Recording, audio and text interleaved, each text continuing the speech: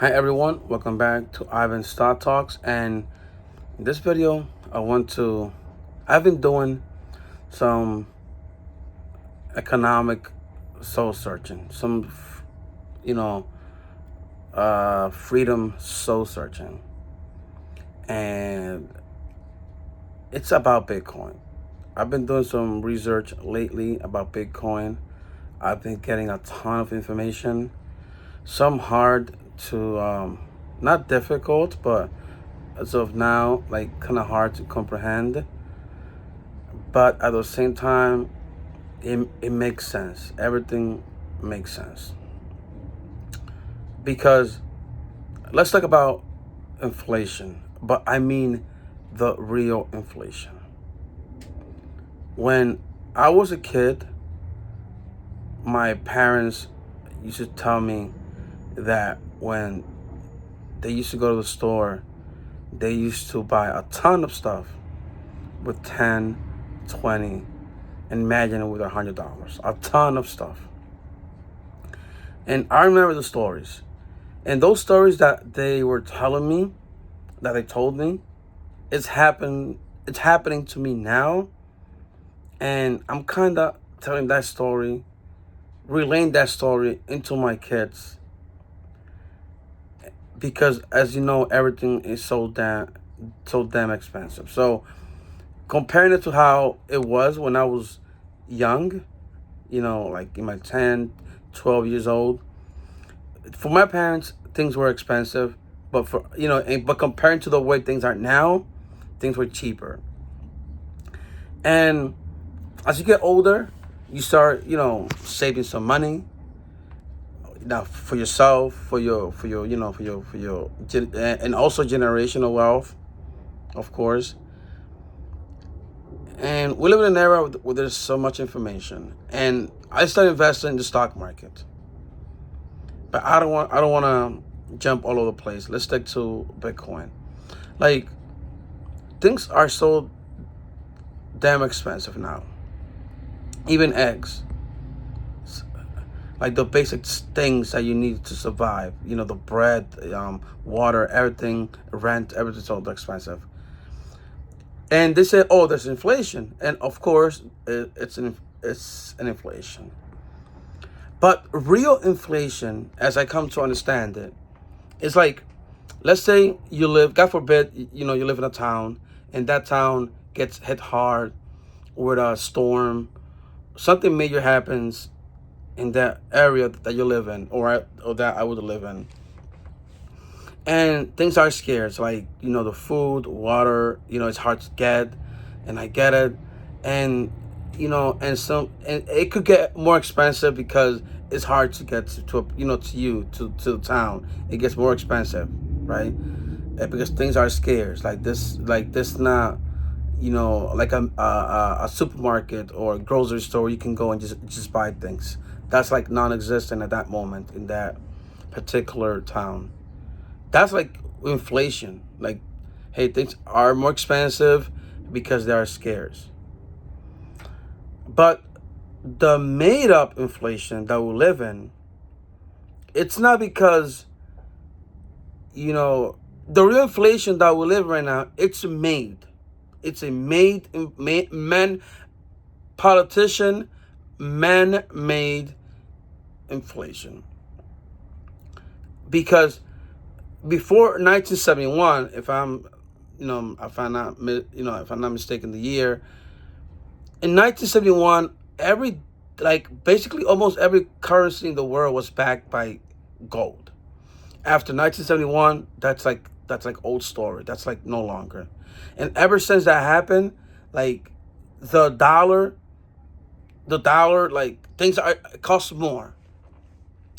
So you know, so because they took the gold, backing up the dollar or other currencies, like things have gotten more expensive ever since. Literally more expensive, and the government just willy nilly can just print money.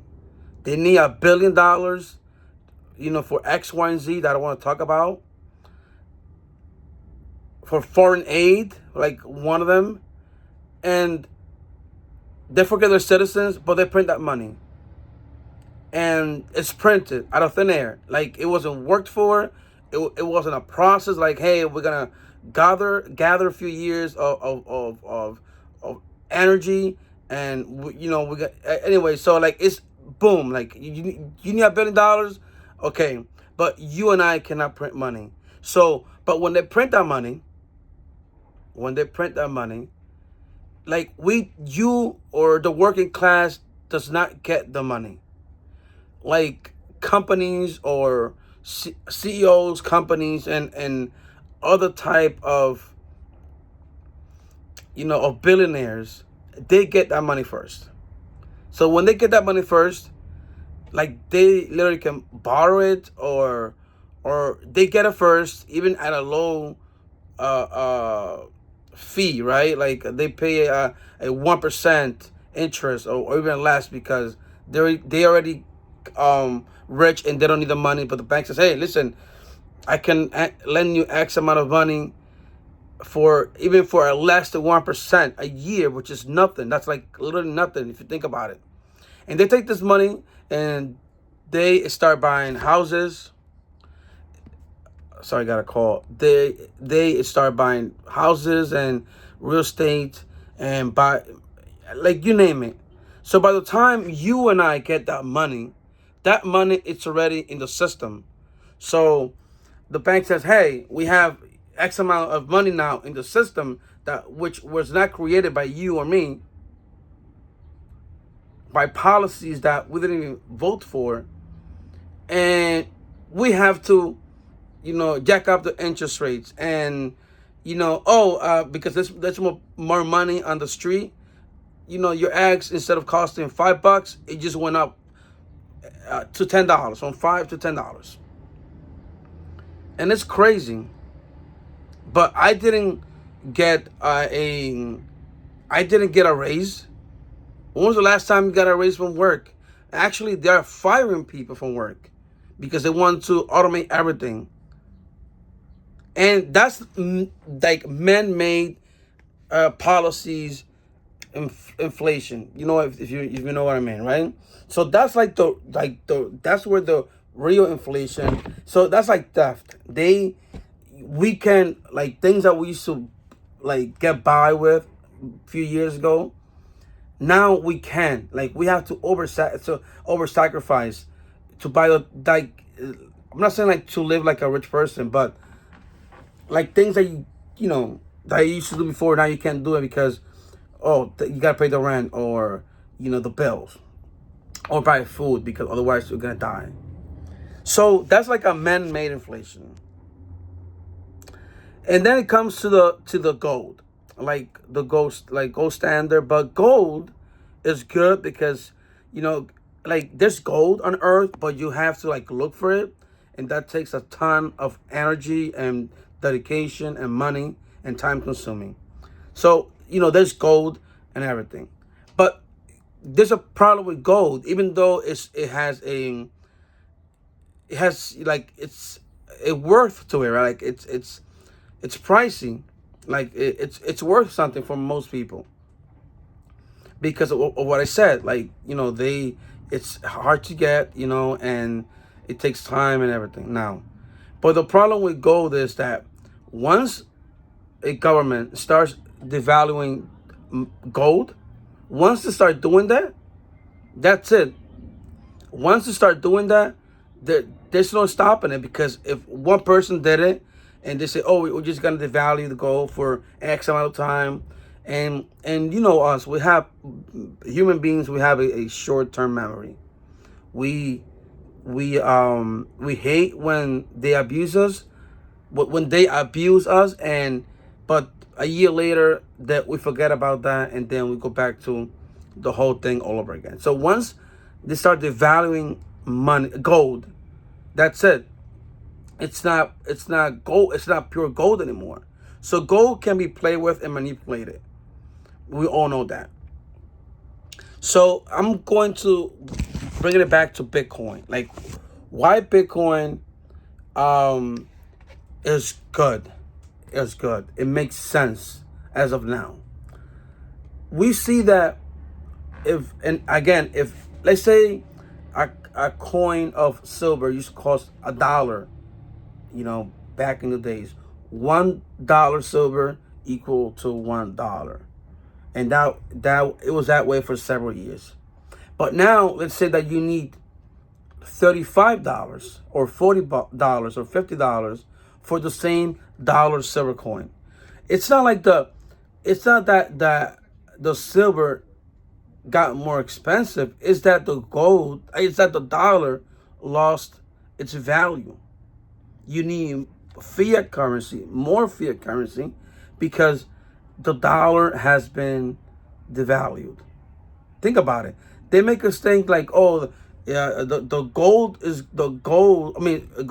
silver is going up, and the dollar is like in a straight line. No, it's the opposite. Gold, silver, Bitcoin, it follows a straight line, but the trended down graph is that the dollar has been losing value, and by a lot, So I don't know. I'm really starting to think about. I have some gold, some Bitcoin, but I'm gonna have to start dumping more money into it. Believe me, because it all makes sense. And gold, sorry guys, it's like a lot. I've been going a lot over the weekend. It's a lot of information. So,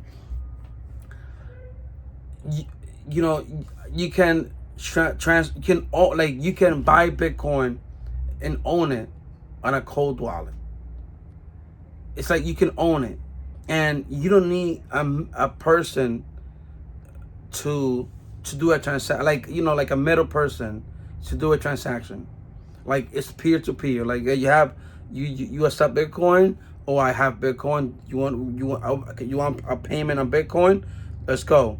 So you don't need Chase, you don't need Wall Street, and for me to like trade Bitcoin. Like, I don't need. So it's a lot. It's a lot to take. So I'm thinking of just start to buying Bitcoin. And I kind of did in the past, but now I know, I know what's going on, and I'm more awakened to whatever is going on, and I'm gonna start investing a portion of my money into Bitcoin. Seriously, because this cannot continue. Like, print money, like, okay. So I watched a video that, I'm paraphrasing. Let's say that a few years ago, it used to take, let's say, 20 Bitcoins to buy a house. Now it takes like 5 Bitcoins to buy a house. It went from 20 to 5 bit. Because let's say if it's around 100K, 5 Bitcoins is $400,000, right? So it takes more money, like fiat currency money, to buy a house, but it takes less Bitcoin to buy the same house. Can you believe that? It takes less Bitcoins to buy a house now than but it takes more of paper money. And remember, like, dollars is like the reserve currency of the world, and still you need a ton of dollars more than we previously had to. Okay? So I'm gonna start, putting some money into Bitcoin from now on. I'm gonna die on that hill. I'm going to die on that hill, and I'm gonna go with it. And let's see, because it makes no sense. We cannot continue the way we are continuing. We have to. You have to do something. Well, this is the video. So if you get to see it, I hope it make. I have made some mistakes talking about Bitcoin because it's in the process and it takes some dedication, like real dedication at first. But once you into it, you just cannot, like get. So again, if I provided some of this information, it's because like I got a ton of information in my head that's still processing. So I think Bitcoin is the way to go. I hope to see you on the next one. And just don't get me wrong, I'm still buying the S&P 500. I'm still buying, the top 500 companies. Um, I'm still doing that because it's kind of good to diversify a little bit. But I'm going to buy the S&P 500 and Bitcoin because Bitcoin is a worldwide currency. It could be a worldwide currency. So I hope to see you in the next one. And if you come across this video, don't forget to comment or subscribe. Okay, and yeah, hopefully see you in the next one.